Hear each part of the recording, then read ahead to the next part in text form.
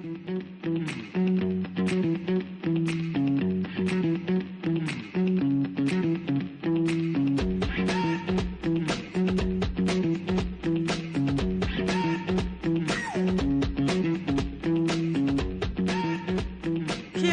hello, and my name is Kitty Fitton, and I am here with Ordinary Life on Coast Access Radio. And it's been a while since I've been here, so let's call this Series 2, shall we? Because it's another year. So it's been a while, and that's mostly because, well, we've had stuff like Christmas and New Year, and here in New Zealand we are gearing up for the lovely autumn. I mean, the Northern Hemisphere, you have nice things like Christmas to cheer up winter. Here in New Zealand we have winter. Never mind. So I'm going to talk to the lovely Catherine about some of the things that I've experienced. So I'm going to continue talking about my experiences with my ordinary life, with my family and friends, coping with early onset Parkinson's. It's just the most exciting thing. And I've been thinking a lot recently about how I've changed my life recently. I've had to change my job and do something different there because sitting down all day was no good for me. And I've been thinking a lot about how I cope personally because I've been living with this for coming up 8 years now. And somebody said to me, I was at an event and I had to sit still for a long time. And somebody said to me afterwards, they came up and went, "Oh, Kitty, I noticed you were moving around quite a lot. What's wrong with your back?" And I went, I slept awkwardly last night because I didn't know this person very well, and I didn't immediately want to get into that whole Parkinson's conversation. And I was a bit surprised at myself because I'm usually quite open about it, and I'm usually quite, oh, hey, this is what's wrong with me. And then you go through that whole, I have Parkinson's, deathly silence. This is the bit where you don't know what to say, and I tell you that it's not contagious, so it's perfectly fine. But I kind of didn't want to go through all that because it just felt a bit weird. And then I got thinking, which I thought might be useful for today, about some of the side effects of Parkinson's. Why is it that I felt a little bit strange? Why did I not want to have that conversation? And I was looking at some of the side effects that do happen with Parkinson's. And some of them are, I don't know, feelings of futility sometimes about your situation, about what's going to happen, looking at the future. Other things can affect you, like clearly sometimes you have a lack of mobility or a bit too much mobility. The weather can affect it bizarrely, whether it's cold, whether it's hot, that feels very strange. And a very big one is when I went to the hospital last, I was encouraged to talk about depression. Because, believe it or not, depression is a side effect of Parkinson's. Now, I would have thought, personally, being a little glib, that this was blatantly obvious. Because, it's not really the most cheery thing in the world. However, it's officially a side effect. And they were very keen to give me antidepressants, which I was not very keen on. The reason for this is while I know that I will have this for the rest of my life, although, hope springs eternal for a cure and all that, I don't want to take tablets because I know I'm going to be taking these tablets forever. Can I jump in, Kitty? Yes. Hello, it's Catherine here, everyone. So can we talk a little bit more about that depression? Yep. Are they saying you have depression because of the Parkinson's or because you have Parkinson's? It gets a bit sciencey, but essentially, and I, as I've said before, I'm not a doctor or a medical professional, but essentially, because of what's happening in your brain, not only are you losing the dopamine cells, but you also lose some other stuff. That's like, is that technical enough? Yeah. I don't know if I can cope with that. Yeah. Yeah. So you lose some other stuff. Yeah. And that causes depression. So you are actually more susceptible to depression. But then there's the sensible part of me, the Northern Yorkshire lass inside of me going, well, of course you're going to be depressed. You've got a chronic illness that's never going to go away. And that's a bit weird. And I try and cope with it personally by being positive. It's that word you see everywhere when you talk about, like, depression and sadness. And if you look up people who have Parkinson's and celebrities, one of the first things that you often see is they're coping by being positive, and, so-and-so is dealing with positivity. And Michael J. Fox has some amazing quotes, and a lot of them are about being positive, looking on the bright side, and all that kind of good stuff. And as I went down that track, which personally helped me quite a lot, so I, on my website and my blog and that, and I have lots of things about, like, happiness is a decision, and don't worry about things that may happen because, they may not. And there's other things like, I don't say think positive, but I do put things like, I don't know, it helps you think of a different alternative viewpoint. No amount of positive thinking is going to help somebody that can't walk and maybe in a wheelchair climb a flight of stairs. And that's fair enough. But it might help them to think, oh, is there another way upstairs? Do I need to go upstairs at all? Maybe somewhere else is better. Maybe where I am is perfectly great. And you quite often find yourself having to think about, maybe I can't do this, but I can still do something else instead. For example, I've been on South Island recently, which was beautiful. Took my children to university. That was fantastic. Took the opportunity to go see some of the South Island in New Zealand. And we went to go see Mount Aspiring, which is just in Wanaka. And I drove down a gravel road rather fast, which was in itself quite fun and quite exhilarating. And when we got to the end of the road, you could see Mount Aspiring in the distance, and you could see the glacier on top, and it was absolutely glorious. And that's where the public track started to go hiking up to see the mountain. But I can't do that anymore. And my partner can't do that anymore. And maybe I could, but sometimes walking long distances gets really hard for me now. My hip starts to give me issues. And then I feel like a 60-year-old just saying that, and I'm not even 50. And because I used to do a lot of hiking and a lot of walking, I find that quite sad. And I sat there, and a part of me was looking at this beautiful glacier thinking, I really want to go there. And I'm watching all the people walk past with their packs and their hiking boots. But then I sat there and I thought, but I'm still here. And the sun is shining. And the river is going past, and it's beautiful. And I can still take some good from this instead of sitting here and weeping.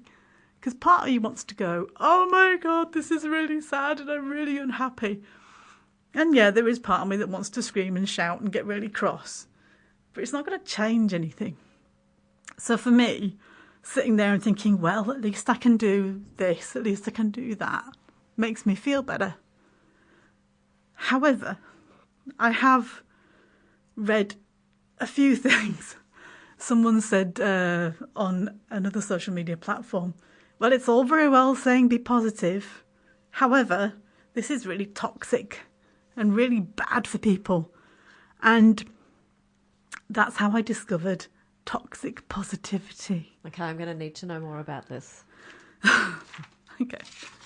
What would you like to know? Well, what does it mean? How can positivity be toxic? Well, that is kind of the thing, right? And at first I was like, what on earth are you on about? And I do think that there is a point to it, which I understand. However, I think that possibly, I'm going to get into an awful lot of trouble. I think it comes from there are some people out there who maybe they're not in the same situation as you. They're still in a bad situation. Maybe it's a short-term thing. Maybe it's something they're going to get over.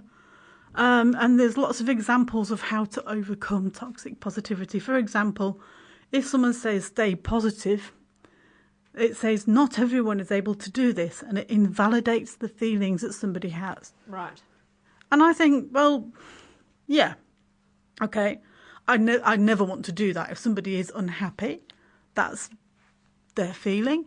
I do not want to invalidate that. You know, people have bad feelings sometimes for lots of reasons. But I'm trying to stay positive for a different reason. It's not that I'm trying to make you feel bad. Does that make sense? There's another one that says, where are we?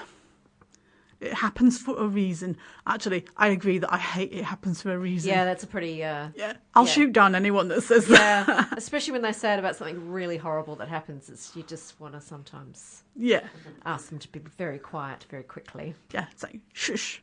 Go sit in that corner and keep quiet. Happiness is a choice. Now, I feel really, really weird about this one because I do think that happiness... for myself personally, it's something I have thought, and sometimes when I feel down, I just kind of think, no, I have to be a bit more cheerful, and I kind of force myself to kind of look on the bright side a bit and try and think of all the good things in my life instead of the bad things. But it does say negative emotions, or if something bad happens, is not someone's choice. And it's like, well, nobody is saying that you're choosing to feel unhappy. Nobody is saying that you have made a decision to feel bad. What we're saying is we are making a decision to try and be a little more positive, a little brighter, a little sunnier. And when you're faced with something like a chronic illness that goes on for the rest of your life, that's debilitating, I think it's quite important to do that. I mean, and again, this is just my personal opinion, but this has helped me quite a lot. So I think it's okay for me to say that, and I think it's okay for other people to say that. The other one I do agree with is the old, it could be worse. Oh. Yeah. And it says, just because things are relative, it does not mean they cannot cause pain and hurt. And I kind of agree with that one. Yeah. I've got a very good friend who's recently been diagnosed with something unpleasant, and apparently somebody said to her, well, you know, it could be worse, you know. There are people that have worse things. How does that make you feel any better? And it was like, what? Did somebody seriously say that to you? And there are worse things than Parkinson's. There are worse things than lots of things, but this helps me cope, and therefore I don't think it's that bad. I think when people talk about the small stuff, like, you know, if I broke my nail and it hurt, or I just spent however much money it is to do your nails, yeah, and I broke one. If you said then, it could be worse things, you're like, yeah, agree. Well, you're talking about chronic health. But I think it's a bit trickier. I wouldn't like to invalidate your feelings about your nail, though, Catherine. If that was my problem, I'd be pretty happy that that's the only thing I had to worry about. Would you? Yeah.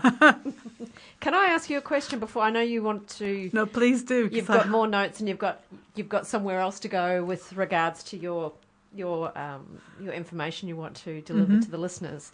But I just want to take you back to when you spoke about depression. Yeah. And I completely get that if you have a life to live and you are choosing to be as positive about it as you can, which is fantastic, because you can go down, I'm sure, a fairly even I can go down that dark rabbit hole. Yeah, exactly. And we all have our days where we try and drag ourselves out of something, out of a funk. Got to be careful how you say that word. But it's not easy to do. So the depression that you're talking about, does that come and go, or is that something that you feel is there all the time? Oh, that's a really good question. I think, and obviously for some people it's a very real, very present thing and a very serious thing. And for myself, I believe that there have been times when I have wavered very close to what would probably be considered officially medical depression. And I have been lucky enough to maybe have and it's hard for people, and I respect that. For myself, I have forced myself to get up and get out there and try to help myself to get through it.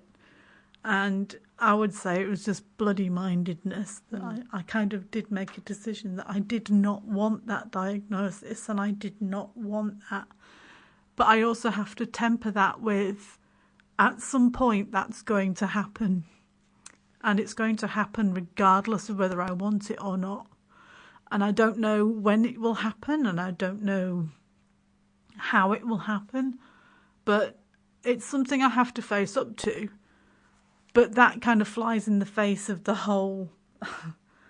You've got this really weird thing going on in your head in that you're trying to fight something that the back of your mind is going, it's futile, there's no point.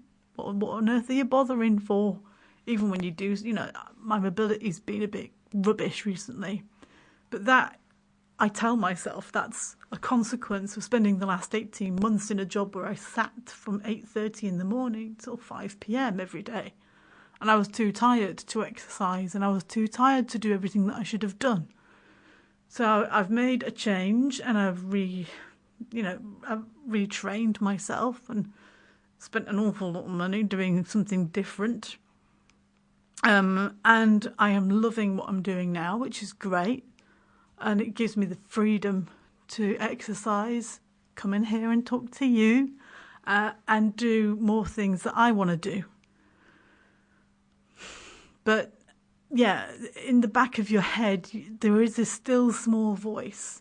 It's kind of like your dark passenger constantly going, you can't do that really. I don't know why you're bothering to do that, because it's useless. Even I've been trying to do yoga again and stretching and looking like a beached whale in the morning, trying to reach my toes and stuff.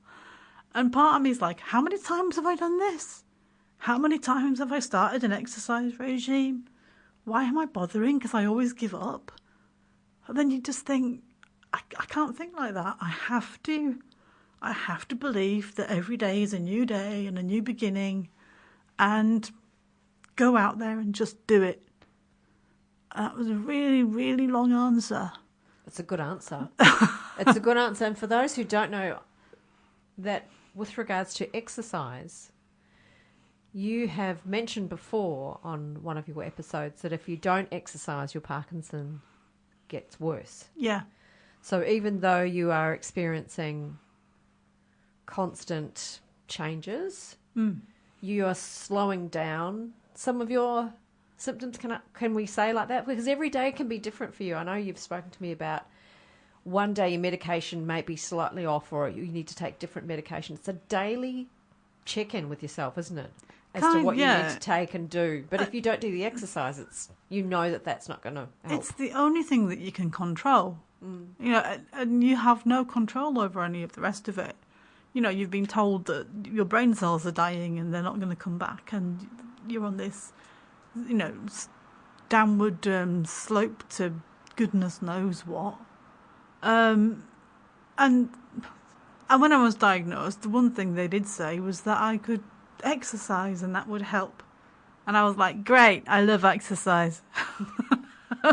I think she's been slightly sarcastic. It's my favourite thing. No, I'm no good at exercise. But you did like hiking. I did like hiking. So that's a bit upsetting that you can't do that. Yeah, I there's a mountain, hill, whatever, behind where we live, and it's called the Hemi-Martanger, for those of you that don't know. And I remember the first time I climbed it, before I knew I had Parkinson's, I climbed it with the Cubs and the Scouts. And they all got up there in like, they were there and back in about an hour and 15 minutes. I couldn't even get halfway because I was so puffed. And I thought, I'm going to beat this. And I went back the next week with a friend, and I eventually got fit enough that I could get up to the top in under an hour, which for me was pretty good.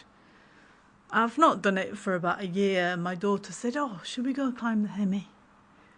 And it took me an hour and a half to get to the top. But you still got to the top. Yeah. I stopped a lot. I actually cried halfway up. And it's kind of weird when you'll be walking and you find it really hard and you stop for a breather, and then all these really fit old people will go past you, and you can see them looking at you. And my daughter said, "Are you all right?" And I said, "I need a little badge, don't I?" They go, "I've got Parkinson's, leave me alone." But yeah, I did make it to the top, but it was really hard, and I want to do more walks, but I'm frightened of doing them. I'm scared. Are you frightened because you can't make it, or are you frightened that you might fall? I'm frightened that I can't make it. You know, and I'm frightened that it will take me like 8 hours to do a 4-hour walk. I do have some poles now, but I had the poles before, so that's okay. Does it matter about the time? I'm just questioning you just because. No, it's fine. You know, I think if that was me, I might be the same. But for you to get out and do it, even if it did take you 8 hours, which it won't, and that's a very long time to be out anyway. But does it matter? Does it? No, I suppose it doesn't. It just, you know, that still small voice. You sometimes hear it, and you sometimes hear it going, "Ha! Look, you're rubbish because you can't do this." But then, like you say, you have to. There we go. Be positive. I was going to say, is this where the positivity comes in? And you have to think, at least I'm doing it. At least I'm getting out there. At least I'm giving it a shot. Because I would suggest to you a lot of people don't go out and do that. If I went out and tried to do that walk, guaranteed I wouldn't be able to get to the top of the Himmies. But given some time, I probably would. But I don't have it in the back of my head that I have a degenerative disease. I'm just unfit and lazy. Oh, I'm unfit and lazy as well. Let's be brutally honest here. But I know that I have to keep trying because I've got my children I want to set an example to, and I've got myself that I want to keep going, and I don't want to just give up. Yeah. You know, I know some people who there is someone in my circle, and they've kind of given up. There's a stool in the shower. I've asked them, you know, I said, I believe exercise is pretty good for it's not Parkinson's, but, you know, I believe exercise is pretty good, gentle movement. No, don't want to do that. And I just think that's really sad. I think it's really, I don't know, it makes me kind of unhappy, and I don't want to be like that. I don't want to give up, because I think if you give up, which is really easy to do, I shouldn't have talked about this really. Sorry. Giving up is not an option. You have a lot to live for as well, you know, and be well for. You've got... Doesn't everyone? Well, no. Kidding, No? they don't. You've got a blended family of how many kids? Oh, 7 children. Yeah. Yeah. And a partner.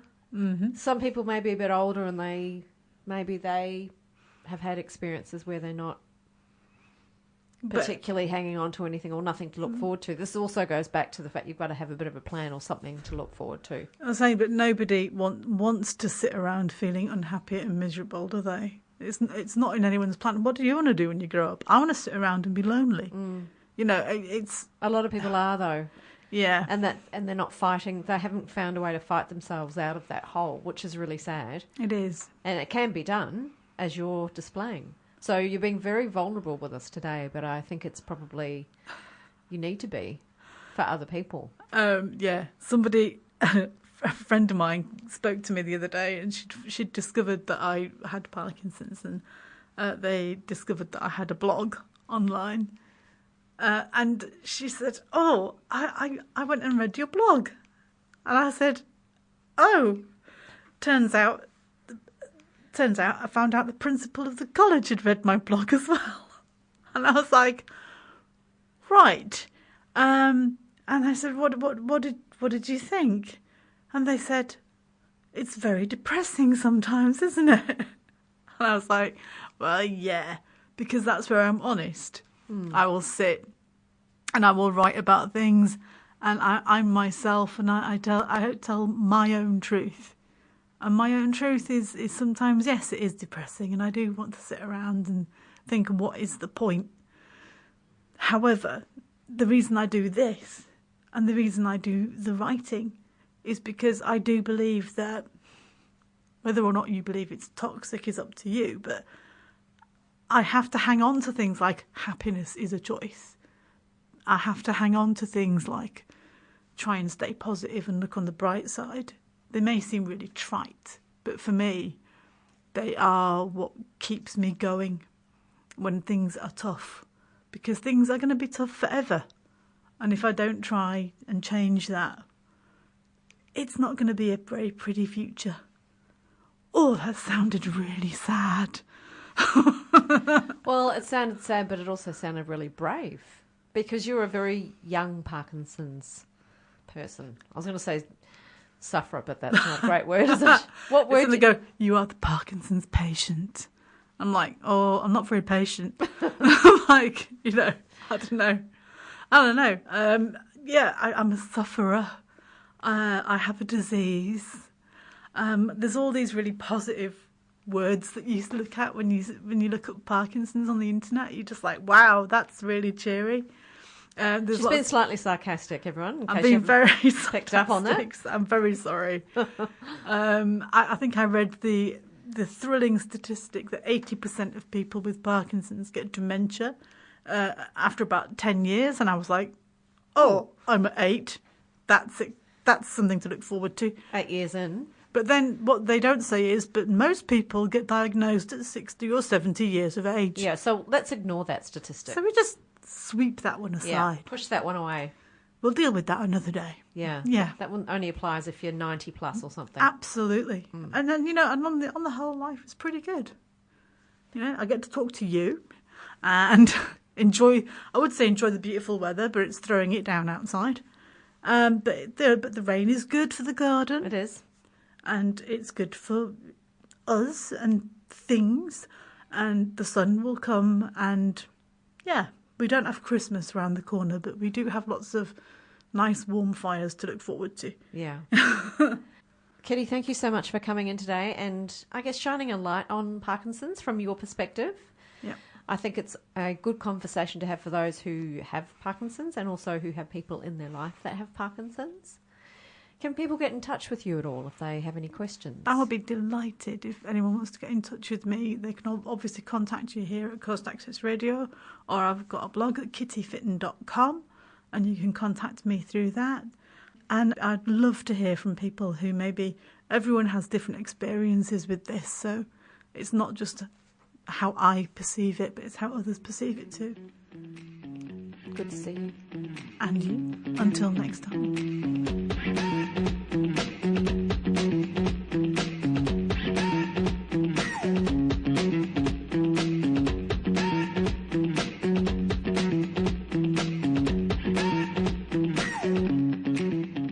This program was made with assistance from New Zealand On Air for radio broadcast and through the accessmedia.nz website. Thank you, New Zealand On Air.